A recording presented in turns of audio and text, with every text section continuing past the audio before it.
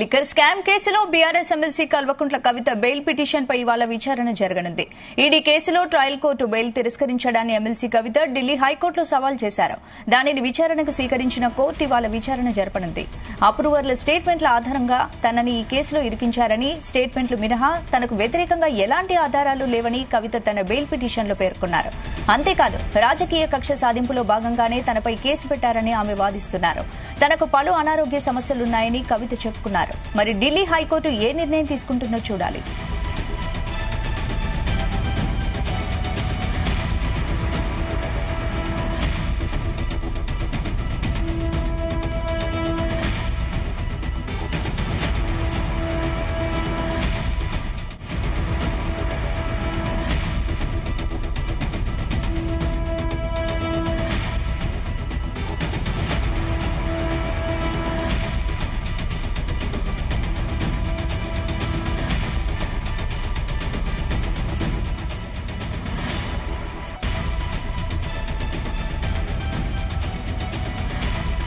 Liquor scam కేసులో BRS MLC Kalvakuntla Kavitha bail petition పై ఇవాళ విచారణ జరగనుంది. ఈడీ కేసులో ట్రయల్ కోర్టు బెయిల్ తిరస్కరించడాన్ని ఎమ్మెల్సీ కవిత ఢిల్లీ హైకోర్టులో సవాల్ చేశారు.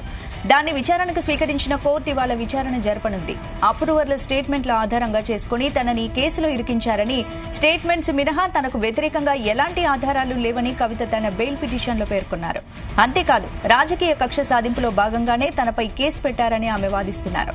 తనకు పలు అనారోగ్య సమస్యలున్నాయని కవిత చెప్పుకున్నారు. మరి ఢిల్లీ హైకోర్టు ఏ నిర్ణయం తీసుకుంటుందో చూడాలి.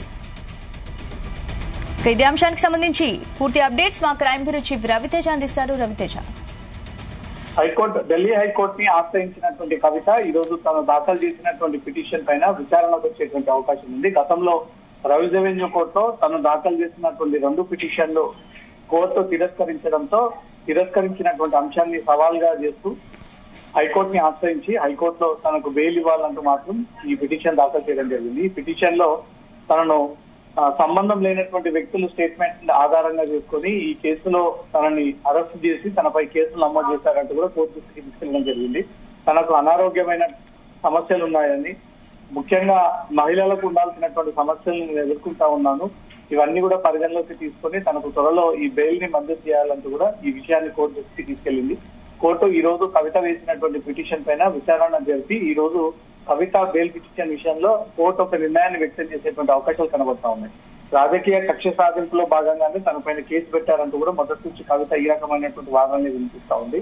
తనకు అనారోగ్య సమస్యలు, మహిళ అయినందున బెయిల్ ఊరట ఇవ్వాలంటూ కూడా పిటిషన్ ద్వారా కోర్టు దృష్టికి తీసుకెళ్లడం జరిగింది. జ్యుడిషియల్ కస్టడీ అవసరం లేదన్నారు అని, గతంలో ఈ బెయిల్ ఇవ్వకుండా మాత్రం తన పలు ఇబ్బందులకు గురి చేస్తా ఉన్నారంటూ కూడా దర్యాప్తు సంస్థల పైన కొంత అసహనం వ్యక్తం చేస్తూ ఈ బెయిల్ పిటిషన్ దాఖలు చేయడం జరిగింది. లిక్కర్ కేసులో కవిత సూత్రధారి, పాత్రధారి అంటే కూడా ఈడీ మొదటి నుంచి సిబిఐ, ఈడీ ఈ రకమైనటువంటి వాదనలు వినిపిస్తా ఉంది. లిక్కర్ పాలసీని అనుకూలంగా తయారు చేసేందుకు 100 కోట్ల రూపాయలు సౌత్ గ్రూప్ ద్వారా ఆప్కు చెల్లింపులు చేయడంలో కవిత ముఖ్య పాత్ర అని దర్యాప్తు సంస్థలు ఈ విషయాన్ని పదే కోర్టు కూడా తెలియజేయడం జరిగింది. పైసా పెట్టుబడి లేకుండా ఇండస్ట్రీ ద్వారా కవిత 33% వాటా సంపాదించారంటూ కూడా ఈడీ చార్జ్ షీట్ లో ఈ అంశాన్ని కూడా పేర్కొంటూ కోర్టుకి సబ్మిట్ చేయడం జరిగింది. కవితకు బెయిల్ ఇస్తే సాక్ష్యాలను ధ్వంసం చేసేటువంటి అవకాశం ఉందని, రాజకీయ పలుకుబడి ఉన్నటువంటి వ్యక్తి సాక్షులను ప్రభావితం చేయించేందుకు కూడా బెయిల్ పిటిషన్ పై గతంలో ఈడీ ఈ రకమైనటువంటి వాదనలు వినిపించింది. ఇప్పుడు కూడా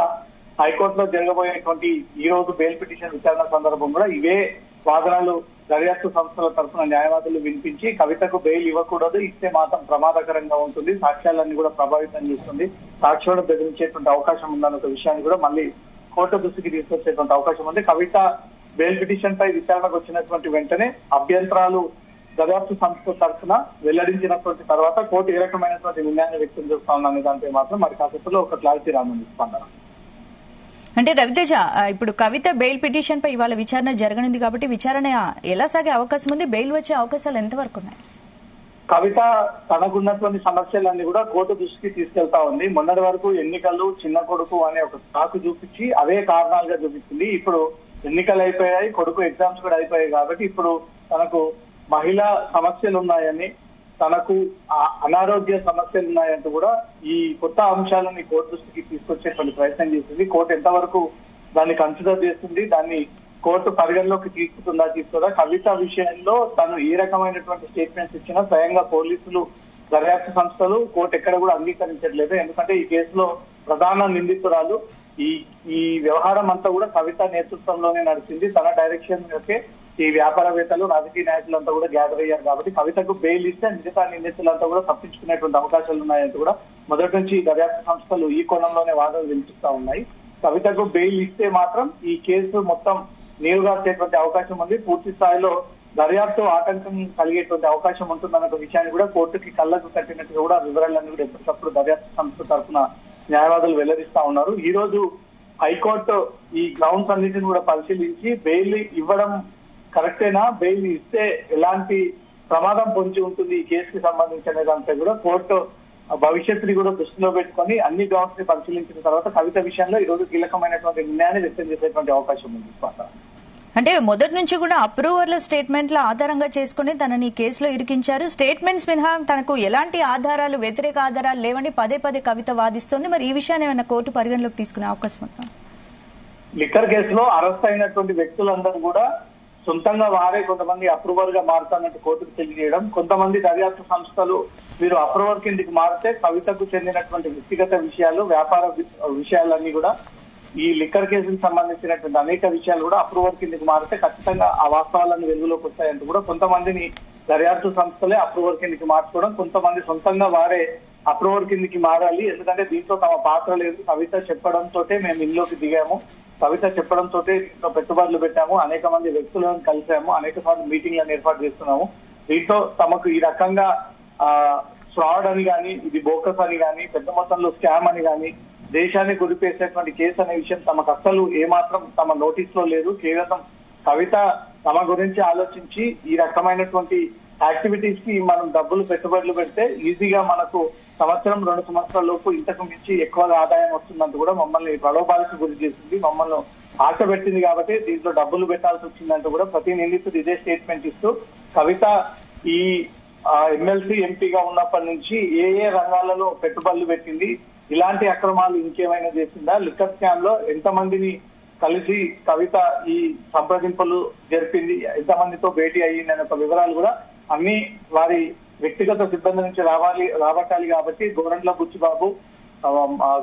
గోరంట్ల బుచ్చిబాబుతో పాటు మాగుంట రాఘవ, మాగుంట శ్రీనివాసరెడ్డి, తర్వాత అరవిందో ఫార్మా చైర్మన్ శరత్ చంద్రారెడ్డి, వినయ్ నాయర్ ఇలాంటి వ్యక్తులని కూడా అప్రూవల్ కిందకి మార్చుకొని వారి ద్వారా ఆ స్టేట్మెంట్ తీసుకొని ఆ స్టేట్మెంట్స్ ని బలమైనటువంటి కీలక ఆధారాల కిందకి మార్చుకొని ఆ ఆధారాలను బేస్ చేసుకుని కవిత పైన కేసు నమోదు చేసి అరెస్ట్ చేయడం జరిగింది. అందుకే ప్రతిసారి కవిత అప్రూవర్ కిందికి మారినటువంటి నిందితులు ఇచ్చినటువంటి స్టేట్మెంట్ ని బేస్ చేసుకుని తమ పైన ఈ కేసులు పెట్టి తను అరెస్ట్ చేశారంటూ కూడా కోర్టు దృష్టికి తీసుకొస్తా ఉన్నారు. కోర్టు ఇది ఎంత మేరకు పరిగణలోకి తీసుకుంటుంది, కవితకు ఎలాంటి ఊరట కల్పించబోతా ఉందా, ఈ రోజు కవితకి ఏదైనా బెయిల్ లభించబోతా ఉందా అనేది మాత్రం బీఆర్ఎస్ క్యాడర్ అంతా కూడా, దేశ ప్రజలంతా కూడా కవిత కోసం మాత్రం ఉత్కంఠంగా ఎదురు చూస్తా ఉన్నారు.